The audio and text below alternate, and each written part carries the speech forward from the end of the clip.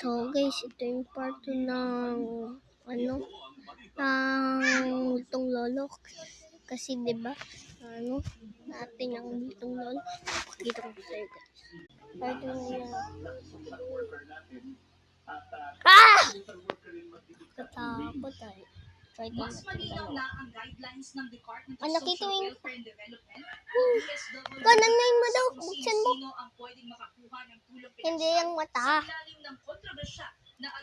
Kun, buksan mo yung mata. Wait lang. Sa ilalim kasi ng bagong guidelines, tanging ang mga kumikita ng mas mababa sa minimum wage lamang ang pwedeng mag-apply para makakuha ng ayuda. Balik. Dapat na may tiyak na pangangailangan. Come on.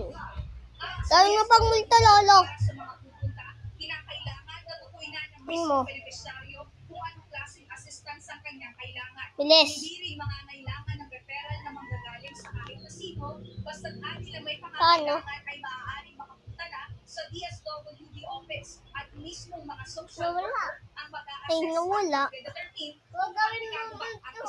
beneficiary. Ha? Base sa guidelines, ang mga